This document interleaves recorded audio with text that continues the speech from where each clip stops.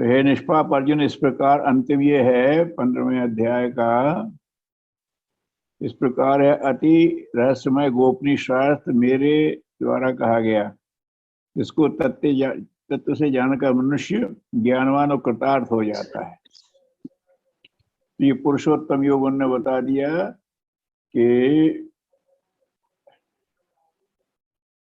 ये संसार क्या है, प्रकृति क्या है, पुरुष क्या है, और उसका योग क्या है। उसमें उन्होंने अब आगे बता रहे हैं 16वें अध्याय में कि ये जो मैंने अपना स्वरूप बताया, तो इसके अंदर आखिरी बात कही थी, जो धर्म के तत्व को पहचानता है वो कृतार्थ हो जाता है। अब उसमें बता रहे हैं कि ये दो तरह की संपत्तियां कही थी, दैवी संपत्ति और आसुरी संपत्ति, तो उसका वर्णन कर रहे हैं। संपत्ति तो दोनों है।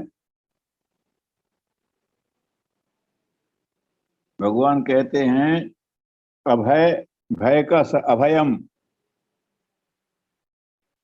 सत्व संशुद्धि, ज्ञान योग व्यवस्थिति च दानम दम यज्ञ। अब ये बता रहे हैं कि ये देवी संपत्ति के बारे में कर रहे हैं। अभय रहना, अभय कौन रहेगा? दो ही बात है, जो संसार का सही स्वरूप समझता है, नहीं तो ऐसा ना हो जाए वैसा ना हो जाए इसी में पड़ा रहता है। और जिसे ईश्वर पर विश्वास है और अपने पर विश्वास है, वही अभय रहेगा, नहीं तो भय ही लगा रहता है। ऐसी परिस्थिति आ गई तो हम करेंगे। जो भगवान परिस्थिति भेज रहा है उसी ने हमें बनाया है, तो हर जो हमारे पास परिस्थिति भेजेगा उससे निपटने की सामर्थ्य भी उसने हमें दी है। ऐसा एक भाव रहता है तो अभय बना रहता है। सत्व संशुद्धि, स्वत्व, स्व हमारा क्या है? तो शरीर हमारा स्व नहीं है, या तो अंतःकरण है या तो आत्मा है, अंतरात्मा है। हमारा स्व है, ये है, मैं ये हूं। अंतःकरण कहते हैं कि अंतःकरण में जो संस्कार जन्मे होते हैं, पहले बताया, उसी को लेकर के आत्मा चला जाता है और उसी संस्कारों के आधार पर अगला जन्म ले लेता है। वैसी परिस्थितियां बन जाती हैं। तो हमारे अंतःकरण के संस्कार ही बीज रूप बन के हमारा अगला जीवन बना देते हैं। वो चाहे ऊपर के लोगों में हो चाहे मृत्यु लोक में, हमारे अंतःकरण में जो संस्कार हैं, तो मरने के बाद जो जीवन क्रम चलेगा उसी की स्थिति के वही ग्राफ जाता है आत्मा। तो सत्व संशुद्धि, उसको शुद्ध होना चाहिए।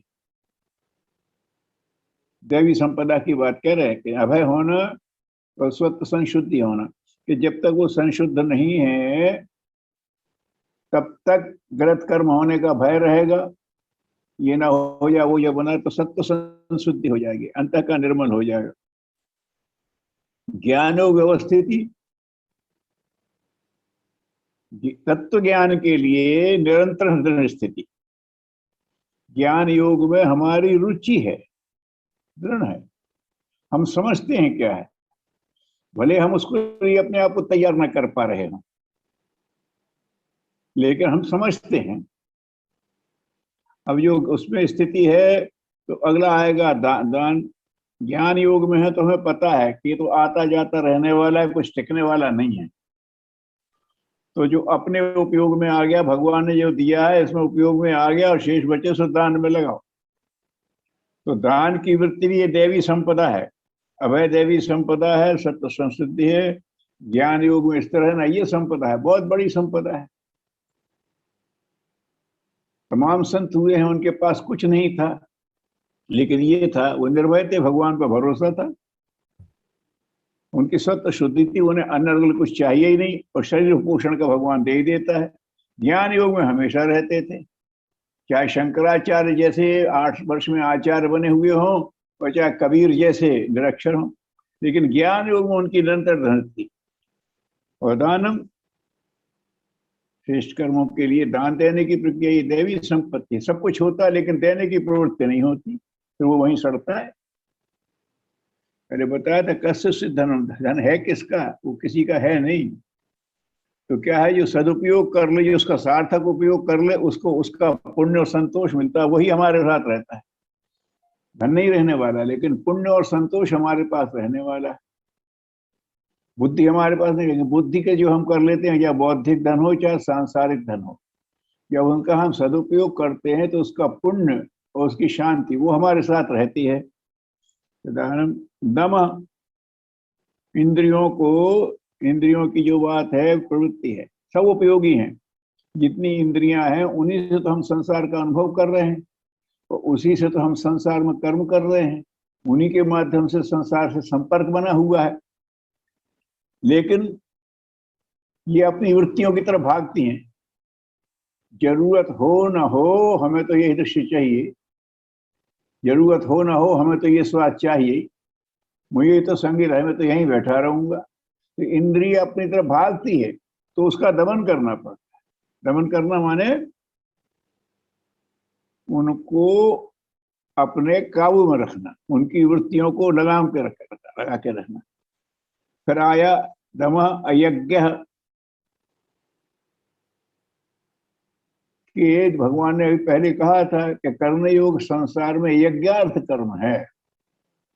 अगर आपने अपनी इच्छा पूर्ति के लिए कर्म किया तो वो बनेगा आपका बंधन, वही स्थिति फिर मांगेगा। लेकिन जो भी कहा है आपने यज्ञार्थ कर दिया तो यज्ञ तो प्रभु रूप है, यज्ञ पुरुष भगवान है, तो हमने उनके लिए काम कर दिया तो खत्म है। अब वो आपके साथ उसकी आसक्ति नहीं बैठेगी और कर्तव्य पूरा होगा, तो आप बंधन में बंधेंगे नहीं। तो ये दैवी संपत्ति है। यज्ञ स्वाध्याय, स्वाध्याय निरंतर करें, क्योंकि संसार तो संसार है, हजार तरह के विचार आते रहेंगे आप पे, और जो विचार आपके पास बार बार आ रहा है, आंखों से टकरा रहा है, कान से टकरा रहा है, वो आपके चित्त पर प्रभाव डालेगा।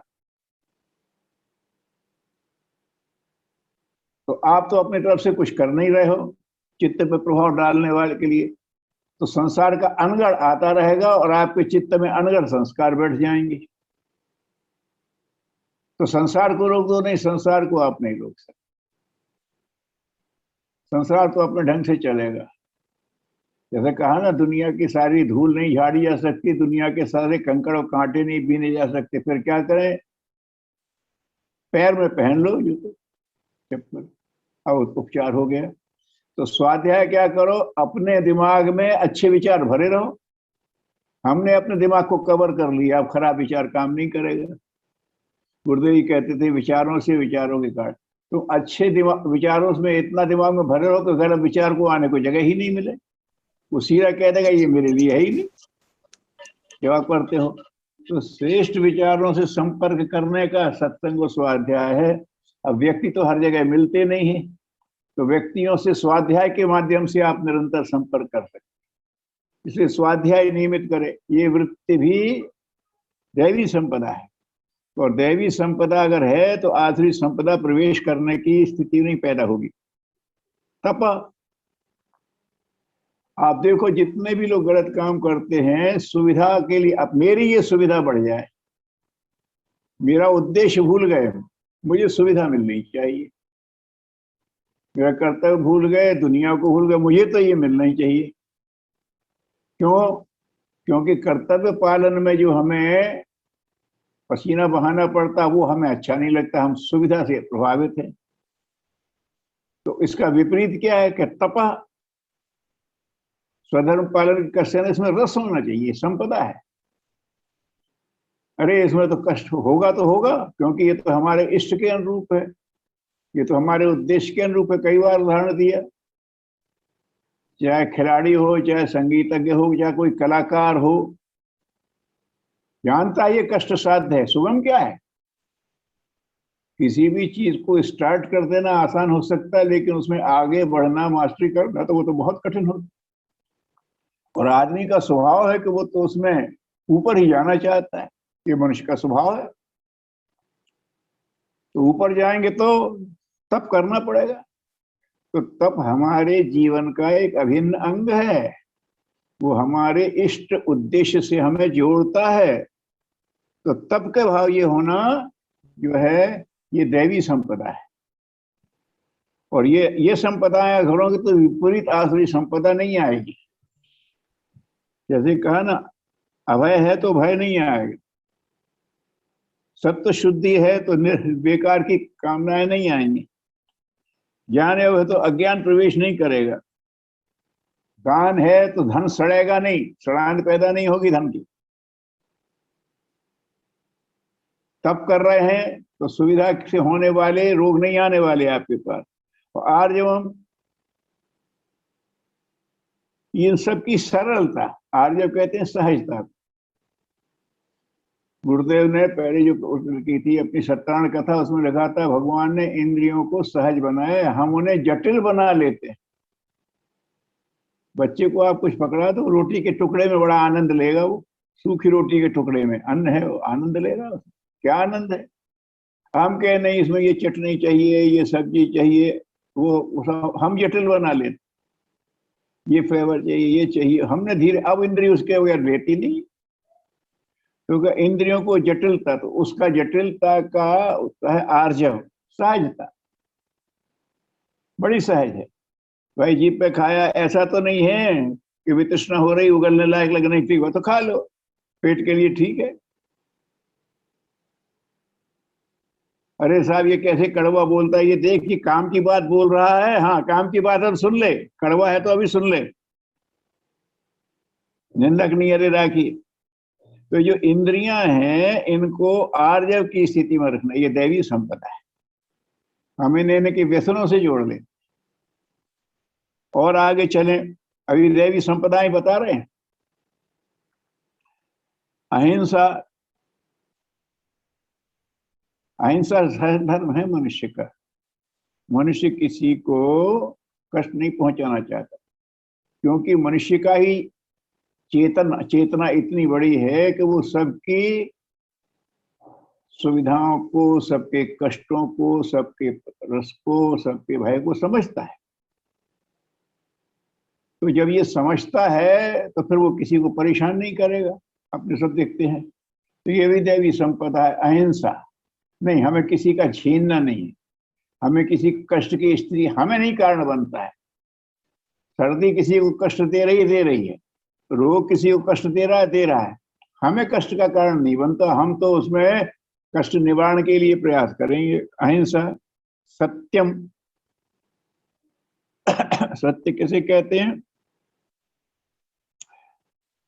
और लोग कहते हैं जो बात है वैसी की वैसी कह दो सत्य है, नहीं वो सत्य नहीं।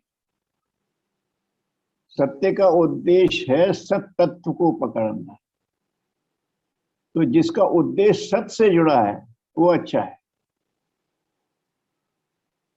अब बच्चा किसी गलत काम के लिए जिद कर रहा, बुद्धि विकसित नहीं है, अब आप उसे ज्ञान से समझाओगे नहीं समझेगा, आप बहाना बनाते हो, तो ये सत्य है। अरे भैया चिंता क्यों करता है, तू हो अभी देखते इतना ले आएंगे, तेरा बड़ा इतना करेंगे, ना इतना वो खाएगा ना इतना तुम लाओगे। लेकिन बच्चा संतुष्ट होना चाह रहा है और आप भी उसे संतुष्ट करना चाहते हो, तो देख क्यों नहीं रहे कि उसका हित नहीं है। ये सच है। माता पिता बहलाते हैं बच्चों को तो झूठ नहीं बोलते। अगर ये जैसा शब्द है वैसा कहा जाएगा तो चाइल्ड साइकोलॉजी तो खत्म ही हो जाएगी। बच्चा तो यथार्थ समझता नहीं है, बच्चे को तो बहलाना पड़ता है। लेकिन आप चूंकि उसके हित के लिए कह रहे हैं तो वो सच है। ऐसे ही दूसरी बात है, पहले भी शायद उदाहरण दिया था कि हमने आपने मिलकर के एक योजना बना ली किसी की जेब काटने की। दोनों गए बातें करने लगे, मौका पाया एक ने उसके जेब में से बटुआ निकाल करके हमारी जेब में डाल दिया। उसका क्या, अरे उसको कुछ लगा, उसने कहा अरे मेरा बटुआ। तो जिसने निकाला था वो कह रहा है भगवान कसम मेरे पास नहीं है। सच कह रहा है, शब्द के हिसाब से सच ही कह रहा है, लेकिन जान रहा है कि इसका बटुआ कहाँ है, धोखा दे रहा है तो वो झूठ बोल रहा है। शब्द से सच है, भगवान कह रहा मेरे पास नहीं। मुझसे पूछा, मुझे मालूम है कि मेरी जेब में बटुआ है, भैया आपने, भगवान का कसम मैंने नहीं छुआ, छुआ मैंने भी नहीं, मालूम मेरे दोस्त ने डाल दिया। दोनों सच बोल रहे हैं, दोनों बड़े झूठे हैं। तो गुरुदेव ने प्रज्ञा पुराण में लिखा है कि सत्य शब्द नहीं होता, श्रेय होता है? अब कहते हैं यशोदा जी ने झूठी कसम खा ली कृष्ण की। उन्हें कहा नहीं कि तू मुझी से डांटती है, मैया मोहे दाऊ बहुत खिजायो, और अंत में कहते हैं तेरे मन कछु भेद परत है, जान पर आयो जायो। तो कंठ लगाती है, वो कहती है सूर रास वही गोधन की सो, मैं माता तू, है ना। सुनो कान बलभद्र चबाई, बलराम तो जनमत ही को धूत, जनता ही का धूत है वो तो, उसको ताकत क्या है, चिढ़ाते ही रहता है लोगों को। सुनो सुनो कान कश बलभद्र चबाई, जनमत ही को धूत, सूर श्याम वही गोधन की स्यों, तू माता मैं माता तू पूत। तो झूठ बोल रही है, इससे बड़ा कोई सच है नहीं।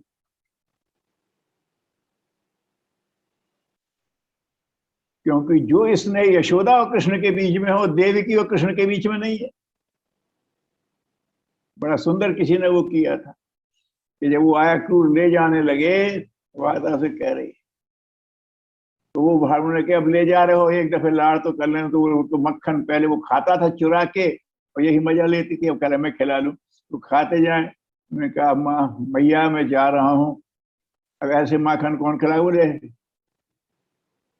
वो देवकी खिलाएगी ना। बोले माखन तो खिलाएगा, लेकिन तुम्हारे ऐसा लाड़ कौन करेगा? बोले अब ये तो मैं जानती हूँ, वो कोई नहीं कर सकता, नहीं कर सकता।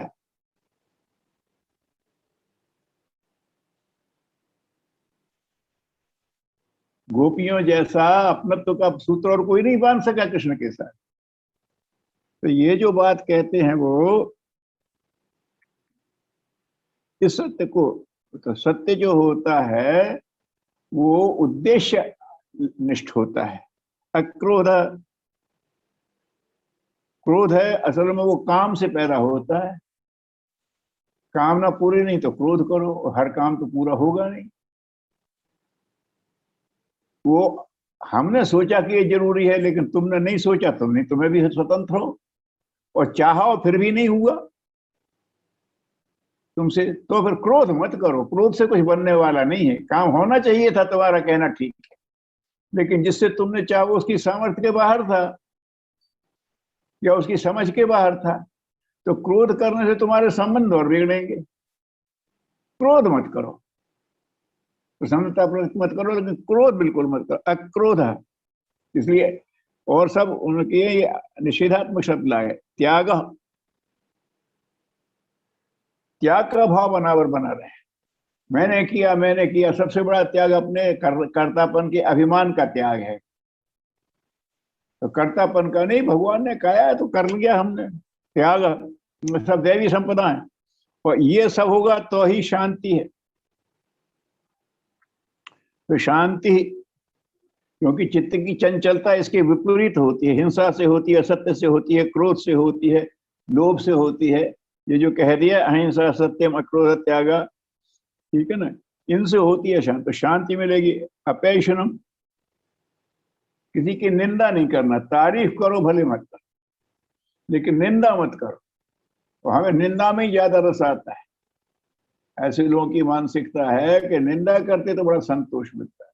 तो ये आसरी संपदा है कि नहीं, निंदा क्यों करें, उसने किया होगा, उसकी रुचि नहीं तो नहीं हुआ, वो हमारा काम नहीं कर सका, ये ठीक है। उचित को नहीं समझ रखे, निंदा क्या करना उसकी। निंदा में समय लगाना, जैसे क्रोध में समय लगाना बेकार है, वैसे ही निंदा में भी समय लगाता है। भूतेषु दया, जो भी हैं भूत माने जो पैदा हैं उन पर दवा, क्योंकि भगवान के पैदा किए हुए हैं और भगवान ने हर एक के लिए उद्देश्य बनाया है। हम इनके उद्देश्य की पूर्ति में नहीं कर सकते कुछ, लेकिन भगवान ने इनको बनाया है, इस नाते इनको प्रेम तो कर सकते हैं, इन्हें परेशान तो ना करें।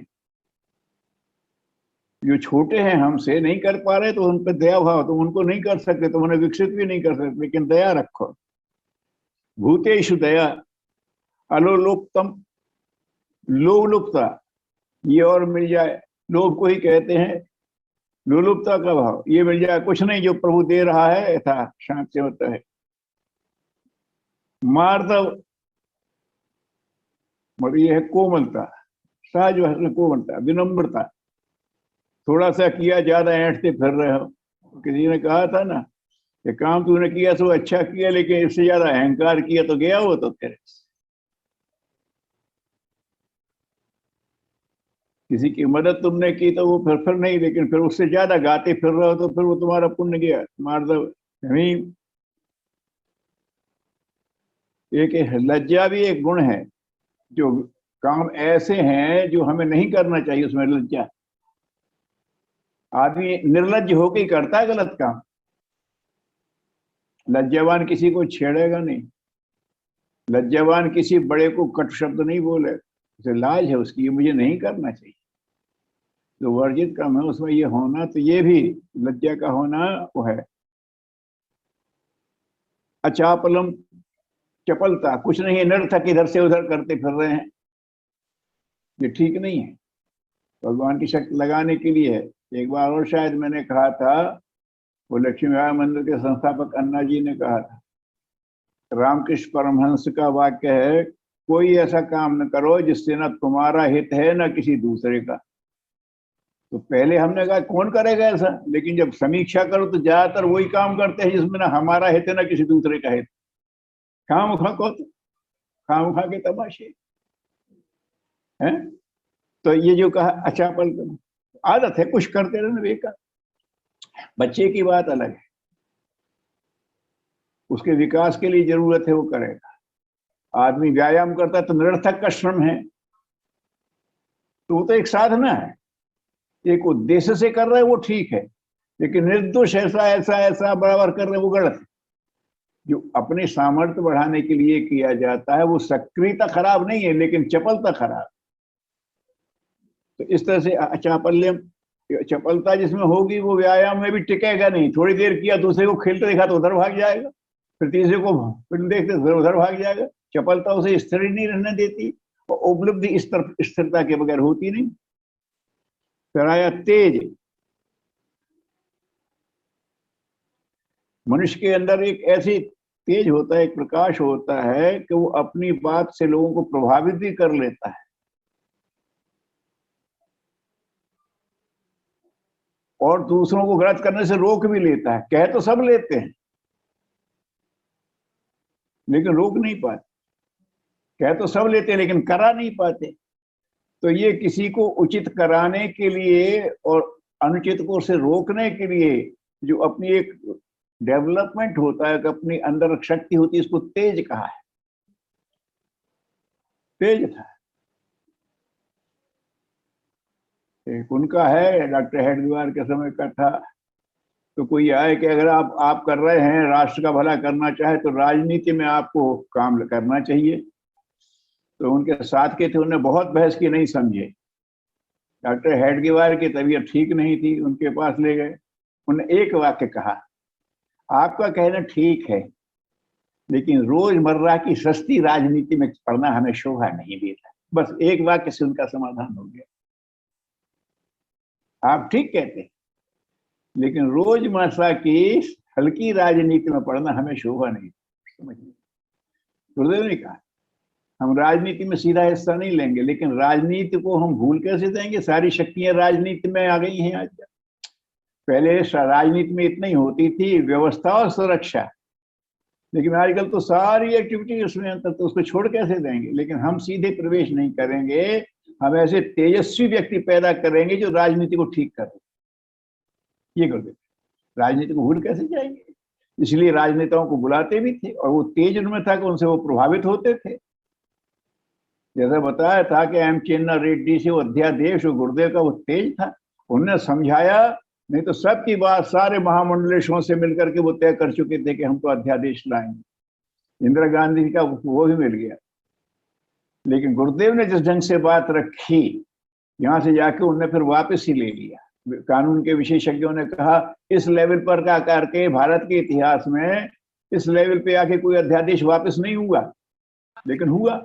वो क्या हुआ? एक ब्राह्मण के तेज की वजह से हुआ, तो उसको उन्होंने तेज कहा। तेज और क्षमा ये भी दैवी संपदा है। इसने गलत किया तो किया ना भाई, या तो समझा नहीं, या तो रुचि नहीं थी, या तो सामर्थ्य नहीं थी। अब छोड़ उसे, ठीक से नहीं हुआ कोई बात नहीं, अब हम दूसरे समर्थ से करा लें, हम कर लेंगे। अगर क्षमा नहीं किया तो क्षमा का अभाव तुम्हारे ढेरों कुढ़न पैदा कर देगा। जो क्षमा नहीं कर सकता वो शांत नहीं रह सकता। ये क्षमा भी दैवी संपदा है। धृति, धैर्य, जितना शौर्य चाहिए उतना ही धैर्य चाहिए। तुलसीदास जी ने वो विजय रथ में कहा है, सौरज धीरज तेहि रथ चाका। जो जीवन रूपी रथ है, इसमें अगर विजय करना है तो शौर्य और धैर्य दोनों उसके दो पहिए हैं, बराबर के होना चाहिए। जितना शौर्य उतना ही धैर्य।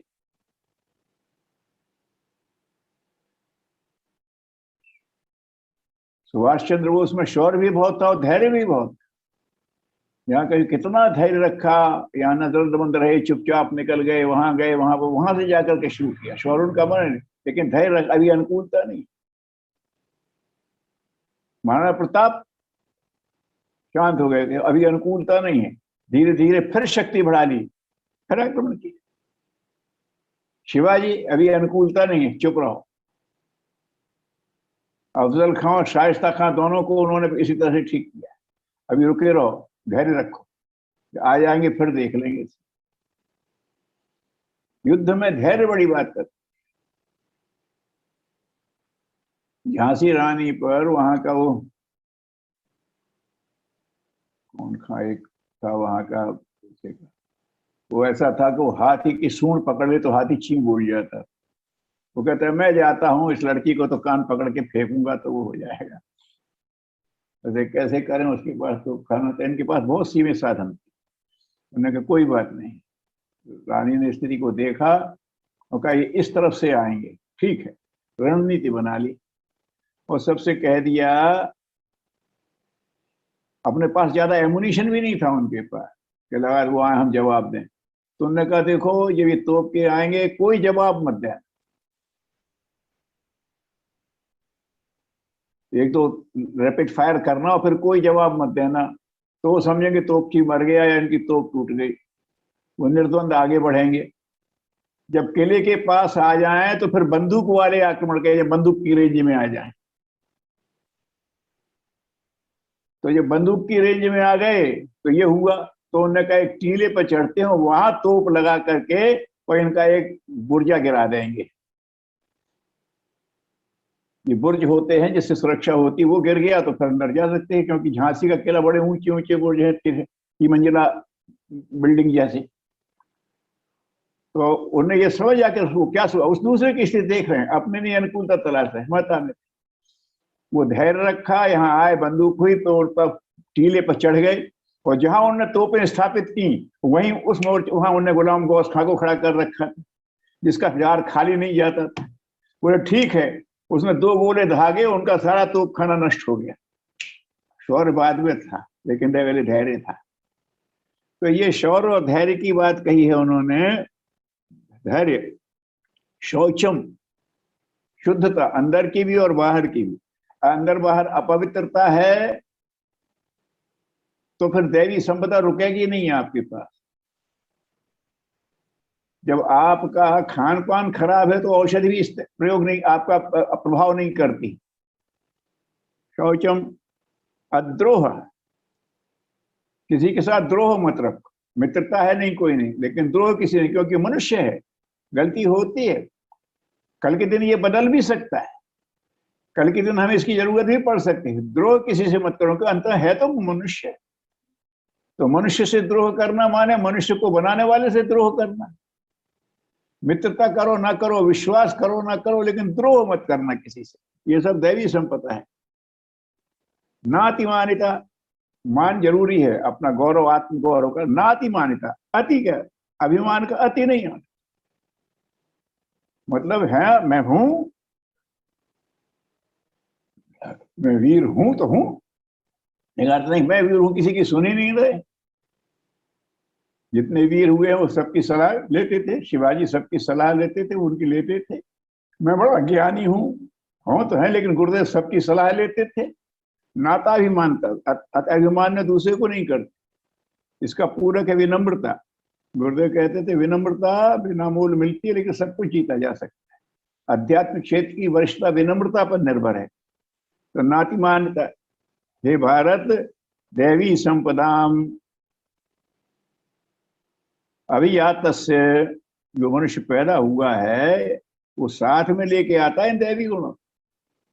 इन्हें विकसित करना पड़ता है, बीज रूप में ये सब हैं, है ना। अभयम सत्व संशुद्धि, ज्ञान योग व्यवस्थिति, दानम दमः यज्ञ स्वाध्याय तप आर्जवम अहिंसा सत्यम अक्रोध त्याग शांति अपैशनम भूतदया अलोलुप्तम मार्दवम ह्रीम अचापल्यम तेज क्षमा धैर्य शौचम अद्रोह नातिमान्यता, ये इतने जो हैं ये मनुष्य की दैवी संपदाएं हैं। इन दैवी संपदाओं को बढ़ा के रखो, क्योंकि दैवी संपदा है तो तुम्हें देवत्व की तरफ ले जाए। देवत्व का, देवताओं का अनुग्रह खरीदना है तो इन्हीं संपदाओं से खरीदा जा सकेगा। तुम्हारी लौकिक संपदाओं से देवताओं की अनुकूलता, भगवान की अनुकूलता नहीं खरीद सकते तुम। यही है वो दैवी संपदा जिससे उनसे आप कर सकते हैं। गुरुदेव कहते थे सखीरी मैंने गिरधर ली नो मूल, मैंने गिरधर को खरीद लिया। पहले चाकर सके प्रभु मैंने चाकर राखी, वो खरीद लिया। कैसे खरीद लिया? तो इनसे नहीं खरीदा जाता, वो तो प्रेम भरे समर्पण से खरीदा जाता, समर्पण भरे प्रेम से खरीदा जाता। उसके कॉइन अलग हैं। तो देवताओं को प्रभावित करना, उनका अनुग्रह पाने के लिए ये जो देवी संपदा है इनका उपयोग करोगे तो देवत्व तुम्हारी तरफ झुकेगा। तुम उनकी तरफ झुकोगे तो देवत्व तुम्हारी तरफ झुकेगा, है ना। कहते हैं कि ये वृक्ष और पहाड़ वर्षा को आकर्षित करते हैं, क्योंकि ये धरती से ये उनकी तरफ उठते हैं तो वो इनकी तरफ झुकते हैं, उनका आकर्षण पैदा हो जाता है। एक दूसरे के प्रति उनकी जो कहते हैं कम्युनिकेशन शुरू हो जाता है। आगे अब आश्रय संख्या कहते हैं कि उसके विपरीत है पार्थ। यहाँ पार्थ कहा है, पार्थ पृथ्वी से बना है और पृथ्वी से पृथु का है जो पहले पुरुष हुए थे। तो ये बता रहे हैं कि देखो तुम मनुष्य से उस परंपरा के लोग हो तो तुम समझ सकते हो इसको, क्या और किसी को समझेगा भी नहीं। तो हे पार दंभ, दंभ माने झूठा प्रदर्शन, दर्प अपने को जरूरत से ज्यादा बड़ा दिखाना है भी तो बार बार दिखाते फिरना, दर्प। अभिमानम, अरे मैं हूं सब कोई है ही नहीं। क्रोध, पारुष्य, पौरुष्य नहीं पारुष्य, इसको कठोरता को कहते हैं, नम्रता के विपरीत है। परुष वचन, ऐसे वो जो कठोर वचन सुन करके, पुरुष वचन नहीं परुष वचन कहा है। पारुष्य कठोरता, अज्ञानम आसुरीय संपदा को अभिजातस्य, ये जिनके पास है वो आसुरी संपदा लेके आया है। हमारे अंदर दोनों दैवी संपदा के भी बीज हैं और आसुरी संपदा के भी बीज। तो दैवी संपदा को पनपाना, आसुरी संपदा को पनपने न देना, बस यही सबसे बड़ी समझदारी है जीवन का, योग की बात कहते हैं। अब बता रहे हैं कि दैवी संपदा मुक्ति के लिए और आसुरी संपदा बंधन के लिए। दैवी संपदा ये बताएगी कि ये सांसारिक संपदा सब कुछ नहीं है, इसका महत्व बहुत थोड़ा है, मुश्किल से 10%, बाकी 90% इससे बाहर। तो दैवी संपदा तुम्हें यहाँ के संसार के बंधन से मुक्त करती है। तो आसुरी संपदा बांधने के लिए मानी वो बार बार इसी को, यही चाहिए, यही है, इसके बगैर क्या होगा, उसने तो इकट्ठा कर लिया, मेरा क्या होगा। तो ऐसी संपदा बांधने के लिए, इसलिए सो हे अर्जुन तू शोक मत कर, तू दैवी संपदा को लेके पैदा हुआ है। अब वो शोक कर रहा है, मेरे लोग मारे जाएंगे, जो मरेगा सो मरेगा, जो गलत है सो सब मरेंगे, और सही है और गलत को जीने नहीं देना है, तो परेशान क्यों हो रहा है? जिस उद्देश्य से आया है, तो इसीलिए उन्होंने पार्थ कह के शुरू किया, तू इसे कर ये है, तो तेरी ये तुम्हारे अगर ये मोह आ रहा है, मोह बांधने वाला, उन्होंने कहा जो मोह, तो ये मोह हो रहा है तो ये आसुरी संपदा है, तू दैवी संपदा को लेकर उत्पन्न हुआ, उसका उपयोग नहीं कर रहा है, बाहर से आसुरी संपदा पकड़ ली तूने, ये क्या कर रहा है? हे अर्जुन, इस श्लोक में छठवां, हे अर्जुन, इस श्लोक में भूत सर्गो, ये जो सृष्टि है दो प्रकार की कही है, मनुष्य समुदाय दो तरह के हैं, एक दैवी प्रकृति वाला, दूसरी आसुरी प्रकृति वाला। तो दैवी प्रकृति वाला मैंने विस्तार से तुम्हें समझा दिया, अब आसुरी प्रकृति वाले के भी और लक्षण सुन लो, अभी संक्षेप में बताया था, अब उसी को भी विस्तार में बता रहे हैं, जैसे दैवी संपदा को बताया था। कहते हैं असुर स्वभाव मनुष्य प्रकृति और निवृत्ति, इन दोनों को भी नहीं जानते कि प्रवृत्ति क्या है और निवृत्ति, दो तरह के मार्ग है, प्रवृत्ति मार्ग और निवृत्ति मार्ग। ये ज्ञान का विषय है, आसुरी संपदा वाला ज्ञानी होता है, वो तो ये जानते ही नहीं, तो प्रवृत्ति क्या करना है, कितनी करना है, नहीं करना तो क्यों करना, और जो करना है वो क्यों करना है, ये नहीं जानता वो। अरे संसार में आए तो प्रवृत्ति होना पड़ेगा, लेकिन बंधना नहीं है तो निवृत्ति भी होना पड़ेगा, लेकिन वो उसको समझता ही ना, प्रवृत्ति को समझता, निवृत्ति को, दोनों की समझता, इसलिए उनमें ना तो बाहर भीतर की शुद्धि है और ना आचरण की श्रेष्ठता है, क्योंकि ये दोनों समझते ही नहीं, समझते नहीं तो प्रयास काय को करेंगे, इसलिए उनमें ना शौच होता, पवित्र, जो कुछ अच्छा लग रहा है सब कर रहे हैं, उल्टा है सीधा है, कोई नहीं, पशु की वजह से गंदगी में गिरा तो अभी उठा के ले ली, खा लिया, वो कर लिया, वो कर रहे हैं, कोई मतलब ही नहीं उससे, वो ना श्रेष्ठ आचरण है कि अश्रेष्ठ, वो समझते ही नहीं, जो दोनों ही उनने कहा कि ये प्रवृत्ति समझते ही नहीं, और न सत्य भाषण है, जैसे बच्चे को पता ही नहीं है कि क्या है, वो तो बोल देता, हाँ हाँ ऐसे ही, ऐसे ही हुआ, ऐसे ही हुआ, अपने सुख को बोलता है आदमी।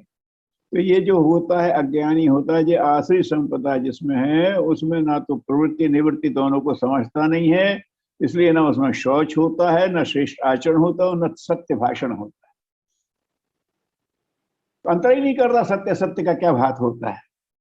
वे आसुरी प्रकृति वाले लोग, 8वें में कहते हैं, वे आसुरी प्रकृति वाले मनुष्य कहा करते हैं, जगत आश्रय रहित सर्वथा असत्य, और बिना ईश्वर के यह अस्तित्व है, और ये कुछ नहीं है, भगवान भगवान कुछ नहीं है, ये तो अनीश्वरम, ईश्वर का कुछ नहीं है, तो प्रकृति ही अपना काम कर रही है, नर नारी मिलते हो, दुनिया चलती रहती है,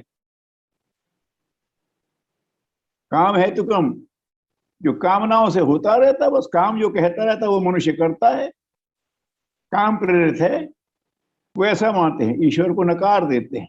कौन? आश्रित प्रवृत्ति के लोग।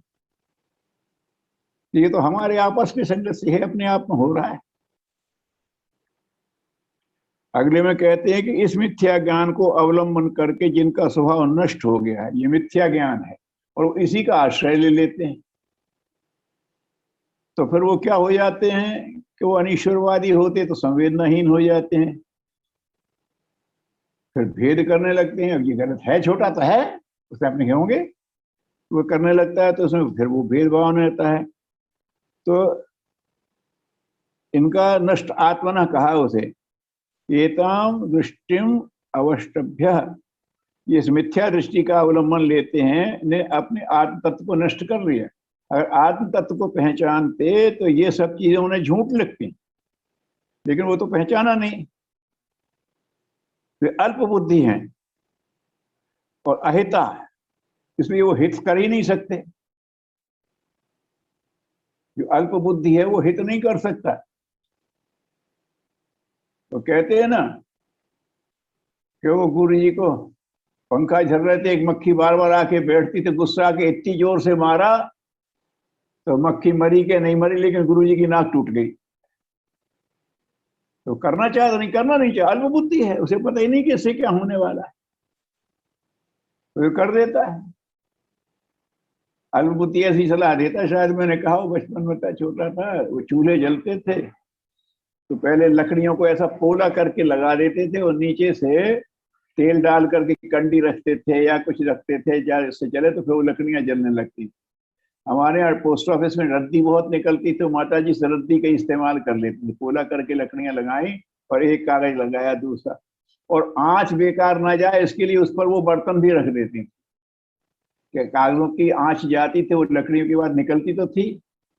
अब हम ये सोचते थे अल्प बुद्धि कि ये कागज जला रही हैं तो ये खाना को गर्म करने के लिए, हांडी गर्म करने के लिए लगा रही हैं, लकड़ी जलाने के लिए लगा रही है, बुद्ध नहीं होती। तो हम कहिए तो सब लकड़ियां रोक लेती हैं इसकी आंच, बैठे रहते, सर्दियों में जलेगी तो हम भी तापेंगे, तो बैठ जाते थे घेर। तो हमने कहा तो आप माता जी ये क्या कर रही हो, ऊपर से लगाओ तो उसको लगे आंच। हमें ये नहीं समझ रहा कि लकड़ी जलेगी उससे खाना पकेगा, कागज से खाना नहीं पकने वाला, ये बाल बुद्धि है। तो ये लकड़ियों को हटा दो, उस पर लगाओ और लकड़ी जलेगी, तो ये बुद्धि नहीं थी। तो हमने कहा, तो माता जी हंसी, बोले क्यों तुम्हें खूब ताप हो, तो हमें बराबर लगता है, हम इतनी अच्छी बात कह रहे हैं कि खाना जल्दी बनेगा, इनको समझ में नहीं आता। हमें तो उस तरह की ताप, हम तापने के कहेंगे, हम इतना वो है, हम हित चाह रहे थे, लेकिन बाल बुद्धि थी, वो यही समझती है। अब समझ में आता है कि कागज से खाना नहीं बनता, लकड़ी से बनता है, लकड़ी जलाने के लिए कागज। तो लोगों को प्रेरित करने के लिए हमारा प्रयास है, करेंगे तो लोग ही, ये बात आ जाता है। तो ये अल्प बुद्धि होते करते नहीं है, तो ये ऐसे क्रूर कर्मी हो जाते, अहितकारी क्रूर कर्मी होता है, मनुष्य के क्षय ही करते हैं। जगत क्षय प्रभवंती, उनका जो प्रभाव होगा उसे दुनिया का नुकसान ही होने वाला है। वो ही सोचते हैं, अगर वो मूर्ख को कह दिया तो गुरु को पंखा जलते जलते मक्खी मारने के लिए गुरु जी की नाक तोड़ सकता है, वो है ना। बच्चा तो यही कहेगा लकड़ी मत जलाओ, कागज से ही गर्म कर लो, नहीं होता, तो अज्ञान होता है उसमें। दंभ माना, मदान्विता, दंभ और मान, झूठा प्रदर्शन और अपना अहंकार। मदान्विता, मद से, मदान्विता मद से युक्त और फूले फिर रहे हैं। दुष्पूरम, कामनाएं पूरी नहीं होती, ये हो गया फिर और हो जाए, तो दुष्पूर कहा है। दुष्पूरम कामान, दुष्पूर्ण कभी ना पूरे होने की कामना कभी पूरी नहीं होती, इनका आश्रय लेता है। दंभ, मदान्वित, दुष्पूरम कामम आश्रित्य मोहात असद्ग्रह, मिथ्या सिद्धांत को ग्रहण कर ले, इस मोहवश वो असद तत्वों को, मतलब झूठ है, उनका कोई महत्व ही नहीं, उनका अस्तित्व ही नहीं, ऐसों को वो ढूंढ लेता है। अशुचि व्रता, तो उनके व्रत होते अशुचि होते हैं, मतलब वो गंदगी ही पैदा करने का विचार लिए ढूंढते रहते हैं, क्योंकि उनके पास बुद्धि ही नहीं, उसी से करते रहते हैं। तो ये ऐसे जो लोग हैं जिनके पास आसुरी संपदा है, वो क्षय के कारण बनते हैं और वो अशुचि वृत्ति होकर के घूमते रहते हैं।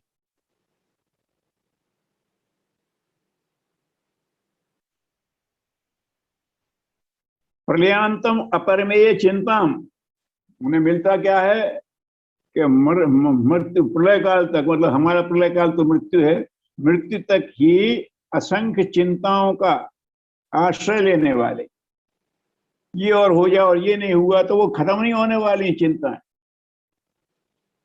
तो किसी ने कहा था आयु नष्ट हो जाती है, चिंता का नाश नहीं होता। कामोपभोग परमा, काम उपभोग में इसी में परम है, इसी में लगते, सत्य तो समझते नहीं है, तो इसी को सब कुछ कहते, बस जो शरीर को मिल गया सो ही सच है, क्योंकि वो उससे पहले देखा ही नहीं ना उनने। इतना ही सुख है इस प्रकार मानने वाले। आसुरी संपदा वाले इतना ही सुख मानते हैं। भस्मीभूत से देह से पुनरागमन को तो कुछ नहीं, अभी जो कर रहा था इतना स्वार्थनिष्ठ बना देता है। तो वो जो लोग हैं वो अशुचिवृत होकर के होते हैं, मिथ्या भाव को ग्रहण करके घूमते हैं, असंख्य चिंताओं को अपना मान करके ये बस यही सुख है ये मान के, और उसके चिंता के बाहर होने नहीं चाहते। आगे बताते हैं, आशा पाशतस्तई, आशाओं की अपाशा, आशा पाश सतई, सैकड़ों आशाओं के फांसियां, फंदे, आशा पाश बांधने वाले, सैकड़ों तरह की आशाओं के बंधन, बद्धा बंधे हुए मनुष्य, काम क्रोध परायण, काम और क्रोध से ही परायण रहते हैं, काम भोगार्थम, बस विषय भोग में ही। और जो विषय भोगी सब कुछ है तो अन्यायेन, न्याय अन्याय कुछ नहीं होता है, अन्यायेन अर्थ संचयन इहंते, धन संग्रह कर लो कहते, बस यही एक संपदा है। दैवी संपदा तो पता नहीं, तो फिर यही संपदा सब कुछ रखती है। तो ये कहते ये तब छूटती है तो वो ये परा संपदा, परम दृष्टा निवर्तते, जब परा मिल जाती है तो, लेकिन वो तो दृष्टि है ही नहीं उनके पास। जो कौन है, जो आसुरी संपदा वाले मूर्ख लोग हैं, तो वो इसी तरह से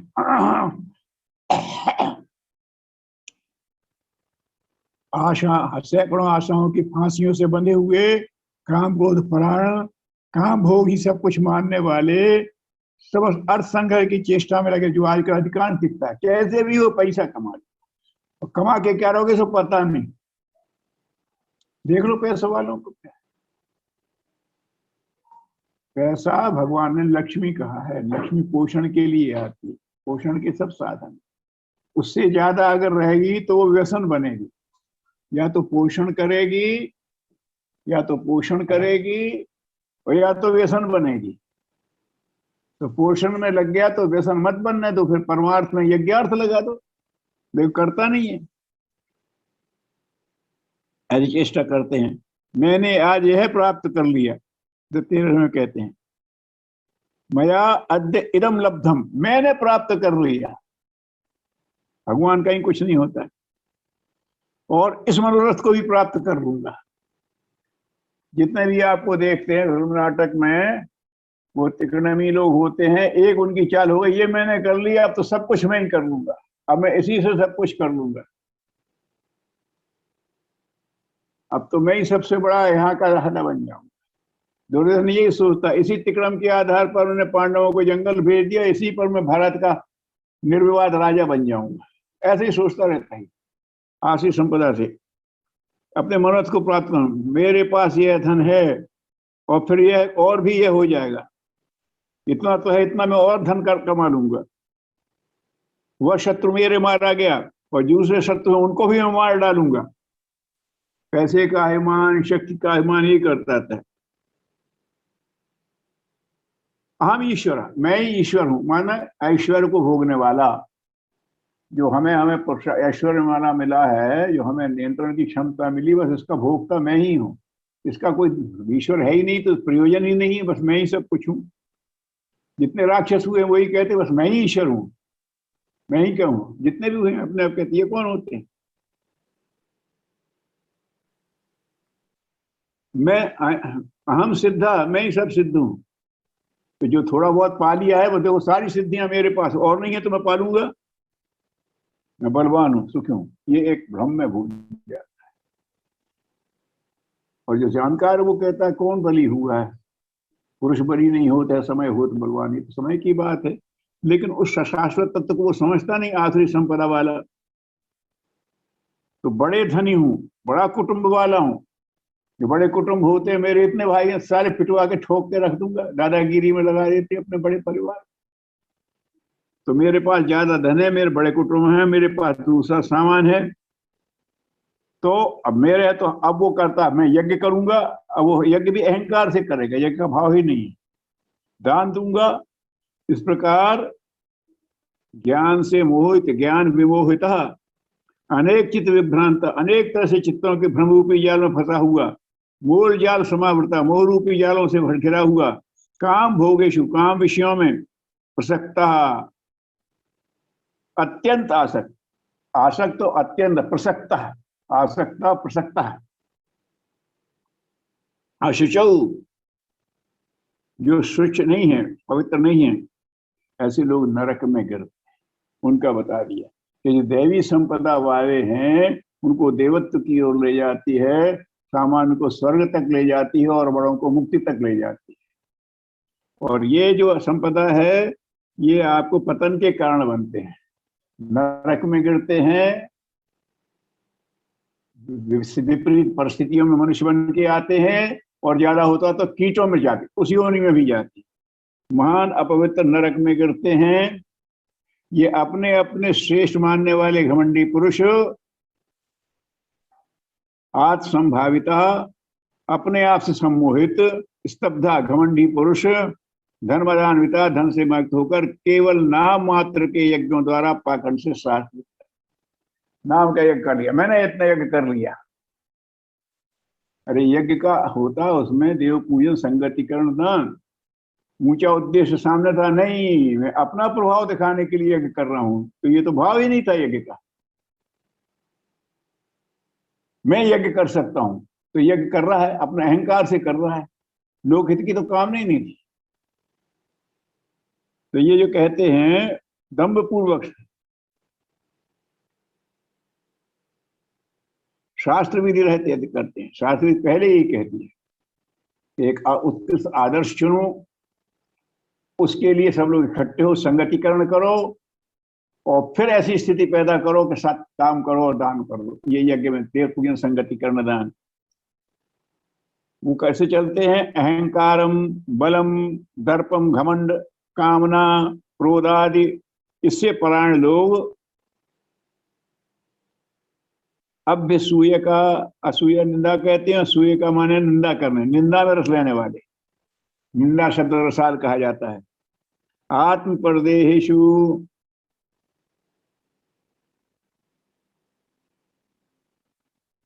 अपने शरीर में रहने वाले और अन्य शरीर में रहने वाले, मां, मुझ परमात्मा से द्वेष कर। मैंने कहा था ना कि जो पुरुष मनुष्य शरीर से द्वेष कर रहा है तो मनुष्य में रहने वाले से भी तो द्वेष कर रहा है, द्वेष ना करो। तो ये अहंकार, बल, घमंड, कामना, क्रोध आदि के परायण लोग होते हैं जो दूसरों की निंदा करने वाले हैं। वो ये भूल जाते हैं कि दूसरों की देह में मैं ही हूं, जो तुम्हारी देह में मैं हूं और तुझमें है, तो तुम अपने को उत्कृष्ट नहीं बना रहे हो, तो ये भी मेरी निंदा है। गुरुदेव से आत्महत्या कहते थे। तो मेरे अंदर, अपने अंदर मेरी हत्या कर रहे हो, दूसरों के अंदर में हूं ये मान्यता ही नहीं दे रहे हो। मुझ अंतर्यामी से ही द्वेष करते हैं, मनुष्य से द्वेष नहीं करते, अज्ञानी है, क्योंकि हमने अंतर्यामी को तो माना ही नहीं, जो शरीर है और उसमें द्वेष कर रहे हैं। तो ये कह रहे हैं ऐसा करना कितना बड़ा पातक है, परमात्मा से द्वेष करना। 19वें में कहते हैं तान अहम द्विषतः क्रूणान संसारेषु परः नराधम। उन द्वेष करने वाले पाजित पूर्व कर नराधमों को मैं संसार में बार बार अजस्रम, अजस्रम द्वारा माने जो बार बार होते रहते हैं, आसुरी योनि में, असुरीय योनिषु एवं क्षिपामी, फेंक देता हूं। वो उनकी वृत्तियों के अनुरूप तुम्हारी ये वृत्ति है, तुम इसी योनि के हो, तो बार बार उन असुरी योनि में डालता हूं। उससे भी आगे जो मैंने संकेत किया था, हे कौन्ते, वे भीड़ मुझको न प्राप्त होकर ही जन्म जन्म में आसुरी योनियों को प्राप्त होते हैं, फिर उससे भी अति नीच गति को प्राप्त होते हैं, नरक में चले जाते। संसार में आएंगे तो नीच योनियों में आएंगे, और वहां जाएंगे तो नरक में रहेंगे, और उसके बाद वो ये कहते कीट पतंगों में भी जन्म, और उससे भी बुरी बात होती। तो इन्हें कहीं से बचना है तो ये नरक के द्वार कौन से हैं? तो 3 बताए उन्होंने ना, त्रिधम नरकस्यदम द्वारम नाशम आत्मन आत्मनः। नरक के ये 3 द्वार हैं जो आत्मा को नाश कर देते हैं, काम, क्रोध तथा लोभ, तेजस्त्रयम त्याजेत। काम, क्रोध और लोभ ये नरक के द्वार हैं, इसलिए इन तीनों को त्याग देने में ही कल्याण है ना। वो 2 श्लोक 3 रह गए, पूरे ही कर लेते इस अध्याय को 16 को। हे अर्जुन, तीनों नरकों के द्वार से मुक्ति पुरुष अपने कल्याण का आचरण करता है, वह परम गति पर। तो क्या करें कल्याण की? कि इन नरक के द्वारों को बंद कर दो, काम बंद कर दो। भगवान का निर्देश है उतने ही के लिए काम, उसी काम के लिए। अगर है अनीति हो रही है तो उसी के प्रतिकार के लिए क्रोध, है ना। तो ये काम, क्रोध और लोभ, इनको अगर तुमने, ये नरक के द्वार है, इनको बंद कर देते हो और इनसे मुक्त होकर के जो आचरण करता है वो परम गति को प्राप्त हो जाता है। परम मैं हूं, मैं तो भगवान कृष्ण कह रहे हैं, परम गति को वही प्राप्त होता है। क्यों? परे मतलब इरम गति और परम गति। यहाँ है सो और वहां बाहर है परम। परम को वो मानता नहीं तो इसी में घूमता रहता है, और जो उसको मानेगा तो इनसे अगर बचेगा और संसार में रहे तो काम, क्रोध, मोह तो रहने लगे। ये तीनों से ही संसार चल रहा है, काम, क्रोध और लोभ के उससे से। इधर से हट करके जो करे, इसी में आगे फिर कहते हैं कि जो पुरुष शास्त्र विधम उत्सृज्य काम कारतः, शास्त्रों की विधि को छोड़कर, शास्त्र क्या है? अनुभवी लोगों ने अपने अनुभव संकलित कर दिए हैं, ऐसा ही करना चाहिए, ऐसा नहीं करना चाहिए। धर्म में ही नहीं, समाज में, विज्ञान में, रक्षा के उसमें, हर एक के अपने नियम हैं। अनुभवी लोग ऐसा करे, ऐसी परिस्थिति में ये ना करे, और ऐसी परिस्थिति में ये जरूर करे। तो हमारे इन सबको धर्म कहते हैं, अलग अलग लोगों के अलग अलग धर्म हैं। तो शास्त्र विधि को त्याग कर, शास्त्र विधि माने अनुभवी लोगों की परीक्षित रास्ते, उनको छोड़ करके जो अपनी इच्छा से मनमाना आचरण करते हैं, वहां तो सिद्धि को प्राप्त होते हैं न गति। सिद्धि भी नहीं मिलती, यहाँ मिल जाए सो ना मिलती, न यही प्राप्त वो ना वो मिलेगा ना ये मिलेगा। इसी बात को कहते हैं कि सिद्धि को ना सिद्धि प्राप्त होती है ना परम गति को प्राप्त होती है। उसमें चलने वाले सिद्धि को भी प्राप्त करते हैं, यहाँ रहेंगे तब तक प्रतिष्ठित रहेंगे, विश्वस्त रहेंगे, देवी संपदा वाले। अरे साहब, इनका तो क्या कहना, जो कहते हैं सो होगा, इन पर तो भरोसा। और ये हमेशा विवाद में ही पड़े रहे, तो ना यहाँ सिद्धि मिली और ना ऊपर सदगति मिलेगी इनको। इसलिए तेरे लिए इस कर्तव्य अकर्तव्य व्यवस्था में शास्त्र ही प्रमाण है। जो कह रहा है ये मैं करूं, युद्ध करूं कि ना करूं, ये असमंजस में, तो शास्त्र का प्रमाण ले, है ना। तो उसके हिसाब से कर, ऐसा जानकर तू शास्त्र विधि से नियत कर्म करने योग्य है। तू जानकार है, तू समझता है, तेरा उत्तम कुल है, तेरे उसमें विद्वान हुए हैं, तो तू शास्त्र विधि को लेकर के चल। तो शास्त्र विधि यही कहती है कि समाज में शांति स्थापित करना, व्यवस्था बनाना क्षत्रिय का कर्म है। जो समझाने से ना माने तो उसको, तो उसमें जो शाम दाम से ना माने फिर दंड भेद से करो। तो ये तुम्हारा शास्त्र विहित कर्म है, ऐसा कर। तो जो तू कर रहा है, ना तो तू अपने समझदारों की परम को कर रहा है, ना शास्त्र विहित कर रहा है। तो ये अन्य भारतीय में कहा है, देवासुर संपदा विभाग हो। तो तुम ये देवी संपदा को लक्ष्य करके करो, क्योंकि तुम दैवी प्रयोजन के लिए आए हो, तुम कृष्ण से जुड़े हुए हो, तुम सत परंपरा से जुड़े हुए हो। तो दैवी संपदा का करो जो मुक्ति देने वाली है, यहाँ यश देती है, वहां मुक्ति देती है। और ये आसुरी संपदा जिससे तुम मोहग्रस्त हो रहे हो, ये तो न यहाँ कुछ मिलती है और ना वहां कुछ मिलता है। ऊपर के श्लोक में कहा ना यहाँ सिद्धि मिलने वाली है ना वहां।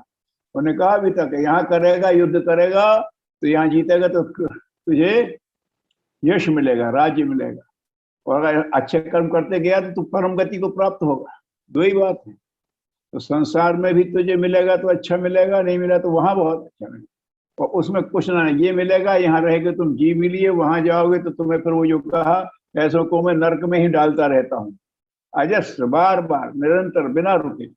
तो वो मत कर, ये गलती मत कर, स्वधर्म का पालन कर, इसको समझ।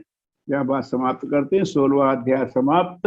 प्रारंभ के वो शब्द ही ऐसे हैं कि जिसको हमें व्यवहारिक ढंग से समझना चाहिए। थोड़ा समय ज्यादा लग गया, श्लोक तो ज्यादा नहीं थे। चलिए। धन्यवाद। एक प्रश्न आया है, जैसा कि कहा जाता है कि आत्मा का लक्ष्य परमात्मा से मिलने का है, तो मैं जानना चाह रहा हूँ कि जब आत्मा और परमात्मा आपस में जुड़ जाते हैं तो वह सृष्टि कैसी होती है और कैसा लगता है? हैं? आत्मा और परमात्मा, बाबूजी मैं फिर से रिपीट कर रही हूँ।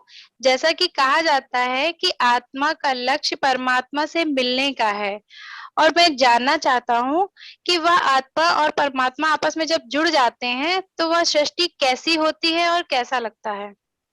सृष्टि नहीं, स्थिति। चलो, स्थिति, सॉरी, स्थिति। ये सब उसमें बता चुके हैं गीता में कि जो करने लगता है, जो मुझे जानता मेरे रूप हो जाता है, वो मेरा प्रिय हो जाता है, फिर हर काम को उसमें उस मिलता है, संतोष मिलता है, जो दैवी संपदा, वो सब चीजें मिलती जो दैवी संपदा में बताई गई है। जब आप परमात्मा से एक हो जाते हो तो अंतिम शांति तो यही है ना। वो शांति तो और कहीं नहीं मिलती। ये शांतियां तो क्षणिक है, लेकिन फिर वो शांति मिलती है, तो वो ही संतोष मिलता है, चरम है वो। तो जहां तुम ये समझ लो कि जहां दुनिया के सारे सुख मिला दो वैसा सुख मिलता है, और संसार के सारे पद मिला दो वैसा गौरव मिलता है, यूं समझ लो। उससे क्या मिलता है? परमात्मा से सारे सुख मिला दो दुनिया के, तो वैसा सुख मिलता है, और दुनिया के सारे पद इकट्ठे कर दो तो वो गर्व की अनुभूति, ये स्थिति होती है। ठीक है। वास्तविकता में स्वर्ग और नरक क्या है? मरने के बाद सच में गरुड़ पुराण के अनुसार आत्मा की स्थिति होती है? ऐसा है कि ये सब चीजें वहां क्या है वो तो देखा नहीं किसी ने, और वो पीड़ा कैसी होती किसी ने होती ही देखी नहीं। तो जो यहाँ की पीड़ा वही दोहराते हैं। हजारों बिच्छू एक साथ डंक मारे तो क्या होता, अब वहां की पीड़ा क्या होती वो तुमने समझी ही नहीं। तो वहां जा हजारों बिच्छू एक साथ डंक मारे तो क्या हो। अगर तुम्हें गर्म तेल के कढ़ाई में तुम्हें डाल दे और फिर आगे से आगे तो क्या होगा। इस स्तर के कष्ट होते हैं। तो कष्ट के स्तर की अनुभूति बताते, वहां क्या होता है, शरीर ही नहीं रहता। शरीर तो रहता ही नहीं है कि तुम्हें पिन चुहाएगा तुम्हें लगेगी तुम्हें आग जलाएगा, तो ये शरीर तो नहीं रहता। लेकिन उस जीवात्मा को कितनी आत्म प्रताड़ना से वहां जाती उसे समझ में आता है। और पश्चाताप की अग्नि से भयंकर कोई अग्नि नहीं होती। अब आत्म प्रताड़ना होती, छोड़ भी नहीं सकता, ये भी नहीं कह सकता कि मैंने नहीं किया, उसे दिख रहा है मैंने क्या किया। अब क्या कहें, उदाहरण है। कहते हैं प्रेत जो होता है उसका पेट होता है मटकी जैसा और मुंह होता है सुई के छेद जैसा। शरीर तो है नहीं, इंद्रियां तो है नहीं जिससे वो अपने व्यसनों का सेवन करे, और व्यसन सेवन करने की कामना बहुत बड़ी है, और शरीर है नहीं। अब सूक्ष्म शरीर से जहां तहां दो लोगों के शरीरों को टच कर करके वहां से लेने की कोशिश करता है, तो ऐसे ही है जो सुई के क्षेत्र में आगे से जाए, इतना ही मिलता है। तो कितने कष्ट की स्थिति में रहता है। भूख बहुत है और भोजन बहुत पड़ा है, लेकिन खाने के लिए रास्ता ही नहीं है। अब कल्पना करो। तो मनुष्य अपने ही लिए नरक समझता है, स्थिति वैसी ही है, देखा नहीं। तो उसकी उस सुख की अनुभूति करते हैं, है ना। यहाँ ऐसा सुंदर बगीचा हो, ऐसी सुंदर हवा चल रही हो, ऐसी किन्नरियां गान कर रही हो, ऐसा स्वर्ग है। वहां तो है ही नहीं, सूक्ष्म। ये सच है, वहां श्रेष्ठ आत्माएं मिल जाती हैं। अब श्रेष्ठों से मिलने का जो सुख है वो तो सत्संगी जानता है क्या होता है। हजार छोड़कर। तो ये फिर उसको उन्होंने अलंकारिक ढंग से समझाया है, ठीक है ना।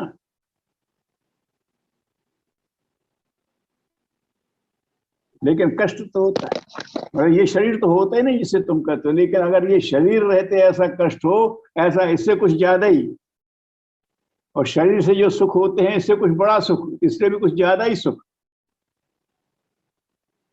तो इसलिए ताकर सुख सोई जाने चिदानंद संदो, वो तो चिदानंद से जो जुड़ गया वो तो सुख वो ही जानता है जिसने पाया। सूरदास जी कहते ज्यों गूंगे मीठे फल को रस अंतर्गत ही भावे। गूंगे से पूछ रहे हो कि मीठा कैसा होता, वो क्या बताए? अरे इनकी वाणी है वो नहीं बता पाता कि स्वाद कैसा है। शब्द तो छोटे पड़ जाते हैं अभिव्यक्ति, तो वहां भी कह रहे ये शब्द यहाँ छोटे हैं। उस समय सुख क्या मिलता है उससे भी, और जो दुख मिलता है उससे भी शब्द छोटे पड़ जाते, ऐसा वो समझाने का प्रयास किया। ठीक है। ओम द्यौः शान्तिरन्तरिक्षं शान्तिः पृथिवी शान्तिरापः शान्तिरौषधयः शान्तिः वनस्पतयः शान्तिर्विश्वे देवाः शान्तिर्ब्रह्म शान्तिः सर्वं शान्तिः शान्तिरेव शान्तिः सामा शान्ति। ओम शांति। सबको नमस्कार, प्रणाम।